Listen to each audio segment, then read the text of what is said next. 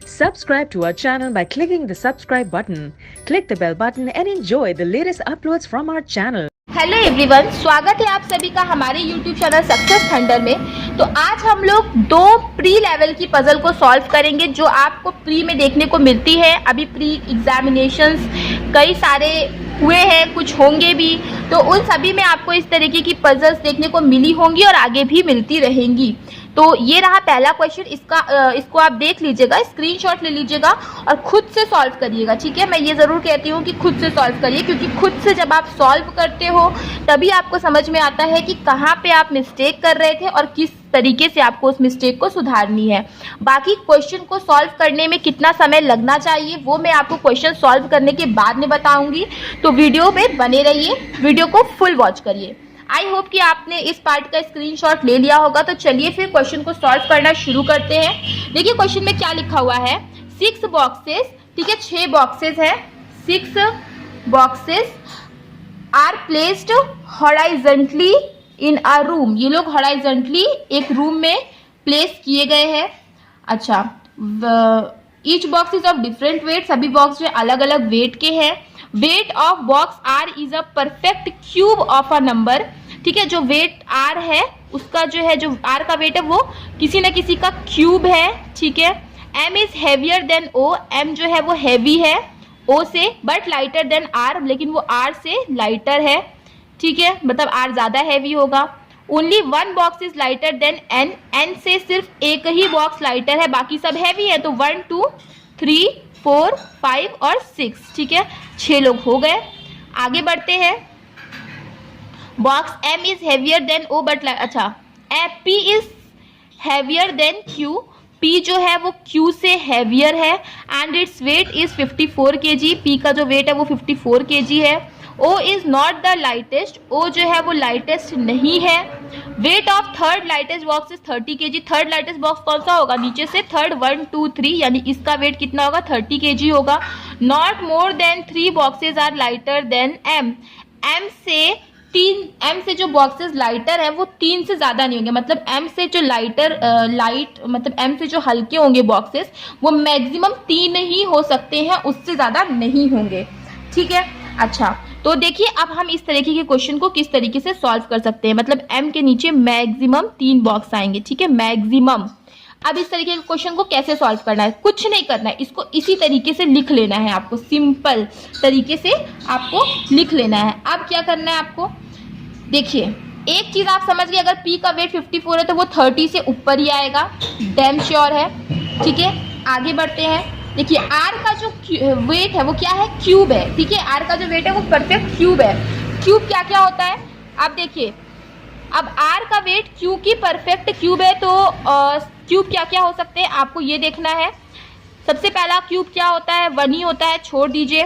2 का होगा 8, ठीक है, 3 का क्या होगा 27 होगा, 4 का क्या होगा 64 होगा, 5 का क्या होगा 125 होगा। बस इतना ही आपको लिखना है, इससे ज़्यादा लिखने की जरूरत नहीं है। देखिए अब यहाँ पे क्या बोला, आर के नीचे एम और ओ आएंगे। ठीक है, अगर मान लीजिए आप आर को यहाँ पे भी रखते हो, ठीक है, यहाँ पे भी अगर आपने आर को रखा तो आर देखिए यहाँ पे आएगा नहीं, क्योंकि आर का जो वेट होगा वो होगा क्यूब। ठीक है, तो आर यहाँ नहीं आएगा, आर आएगा इससे कहीं ना कहीं ऊपर। अच्छा, अब आप एक चीज और समझो कि अगर यहाँ पे 30 kg वाला आ रहा है, ठीक है, यहाँ पे 30 kg वाला आ रहा है, तो आर का वेट तो डेफिनेटली उससे ज्यादा ही होगा।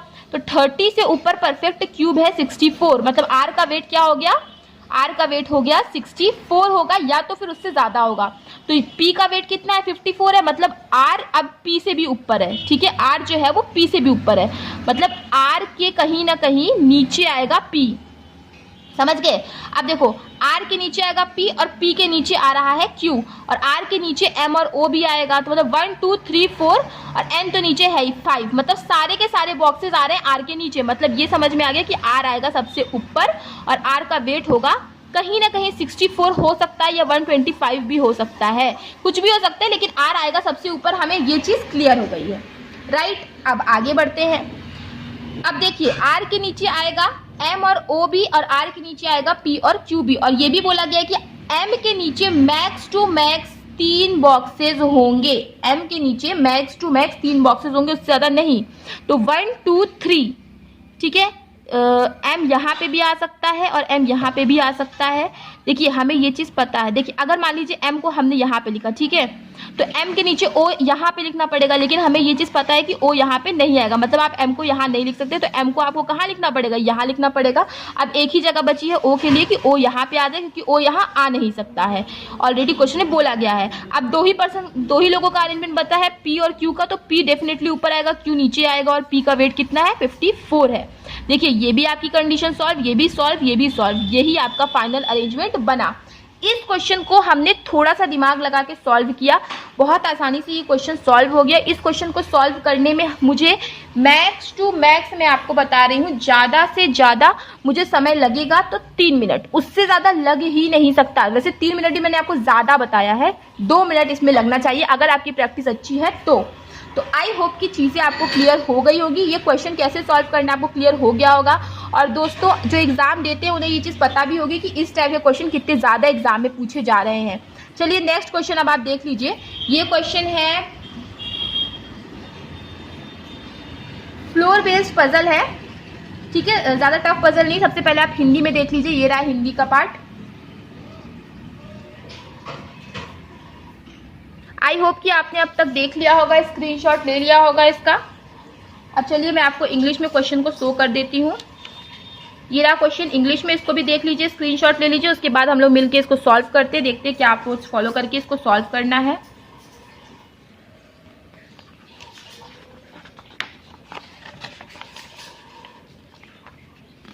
अब थोड़ा सा इजी हो जाएगा आपके लिए, ठीक है। आई होप कि आप लोगों ने अब तक क्वेश्चन को देख के स्क्रीनशॉट ले लिया होगा। चलिए क्वेश्चन को सॉल्व करना शुरू करते हैं। देखिए लिखा है 5 persons S1 S2 S3 S4 S5, ये लोग जो है डिफरेंट फ्लोर्स पे रहते हैं सेम बिल्डिंग के। ग्राउंड फ्लोर जो है नंबर एज 1, तो जैसे ही फ्लोर की बात हो तो 5 4 3 2 1, ये उसके पहले वाला क्वेश्चन था, हटा दीजिए। मैंने फ्लोर सेट कर लिया है। अब आगे बढ़ते हैं। Each of them studies different subject, सभी लोग डिफरेंट सब्जेक्ट पढ़ते हैं, math, English, physics, bio, chemistry. 1 person live between S3 and S4, S3 और S4 के बीच में एक पर्सन रहेगा। S4 who does not live on odd number floor, S4 जो है वो ऑड पे नहीं रहता, मतलब वो कहीं ना कहीं इवन पे रहेगा, मतलब या तो फिर वो 2 पे रहेगा या तो फिर वो 4 पे रहेगा, 2 ही जगह है। आगे बढ़ते हैं। और S4 और S3 के बीच में एक ही है, तो एक छोड़ के 3 ऊपर आ जाएगा, क्योंकि नीचे तो जगह है नहीं इस केस में। इसमें देखिए नीचे आ जाएगा क्योंकि ऊपर जगह नहीं है। अब ये जो हु होता है वो नियरेस्ट सब्जेक्ट के लिए आता है, कई बार आपको मैं अपने वीडियो में बता चुकी हूँ। तो नियरेस्ट यहाँ पे S4 है, तो हमें पता है कि S4 जो है वो ऑड नंबर फ्लोर पे नहीं रहेगा। S1 does not like chemistry, S1 को केमिस्ट्री नहीं पसंद है। देखिए मैं S नहीं लिख रही हूँ, ठीक है, S1 को केमिस्ट्री नहीं पसंद है, ये तो सॉल्व हो गया है हमारा। 1 person live between the one who studies math and the one who studies chemistry, ठीक है, मैथ और केमिस्ट्री वाले के बीच में केवल एक ही पर्सन का गैप रहेगा। आगे S5 live below S4, S5 जो है वो S4 के नीचे रहेगा, बट नॉट इमीजिएटली बिलो, लेकिन वो इमीजिएट बिलो नहीं रहेगा, ठीक है। तो S4 के नीचे अगर रहेगा S5, तो यहाँ पे देखिए तो इमीडिएट बिलो हो जाएगा, तो ये कंडीशन आपकी गलत हो गई। इसमें देखिए आपका यहाँ पे आ सकता है, तो यहाँ पे आ जाएगा S5। And he does not like chemistry, and जो होता है ना वो पहले सब्जेक्ट के लिए आता है, तो इसका मतलब ये एंड S5 के लिए आया, तो S5 को केमिस्ट्री नहीं पसंद है, तो ठीक है यहाँ पे नोट कर लेते हैं S5 को केमिस्ट्री नहीं पसंद है। The person who likes math live just above the floor of S3, S3 के जस्ट ऊपर वाले फ्लोर में जो बंदा रहेगा उसको मैथ पसंद है, ठीक है। Person 2 person live between S2 and the one who studies English, S2 और इंग्लिश के बीच में 2 लोग रहेंगे, ठीक है, मतलब S2 और इंग्लिश के बीच में 2 लोग रहेंगे। आगे बढ़ते हैं। The one who studies physics does not live on even number floor, physics वाला जो है वो इवन नंबर फ्लोर पे नहीं रहेगा, मतलब फिजिक्स वाला जो है वो कहीं ना कहीं ऑड नंबर फ्लोर पे रहेगा, ठीक है। अच्छा ये बोला था मैथ और केमिस्ट्री के बीच में एक है, तो केमिस्ट्री यहाँ नहीं आएगा, तो केमिस्ट्री यहाँ पे आ जाएगा। अब फिजिक्स वाला ऑड पे रहेगा, तो 5 3 1 ही तो ऑड है, 5 3 तो ऑक्यूपाइड है, तो फिजिक्स कहाँ पे आ जाएगा, यहाँ पे आ जाएगा।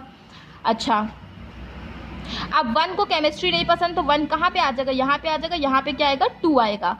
ठीक है। 2 और इंग्लिश के बीच में 2 फ्लोर का गैप है, तो 1 2 इंग्लिश कहाँ पे आ जाएगा, यहाँ पे आ जाएगा। अब एक ही सब्जेक्ट बचा है जो है कि बायो, तो वो यहाँ पे आ जाएगा। ये आपका फाइनल अरेंजमेंट बनेगा। ये भी सॉल्व हो गया, ये भी सॉल्व हो गया, ये भी सॉल्व हो गया। तो आई होप कि आपको समझ में आ गया होगा कि इस तरीके के क्वेश्चन को कैसे सॉल्व करना है। और अगर समझ में आ गया है तो वीडियो को लाइक करिएगा, शेयर करिएगा, और अगर चैनल पे पहली बार आए चैनल को सब्सक्राइब करना मत भूलिएगा। और इस तरह के क्वेश्चंस को आपको 1.5 मिनट के अंदर अटेम्प्ट करना है, उससे ज़्यादा समय बिल्कुल भी नहीं लगना चाहिए। काफ़ी आसान सा क्वेश्चन था। तो चलिए फिर मिलते हैं अपने नेक्स्ट वीडियो में। Thank you so much for watching.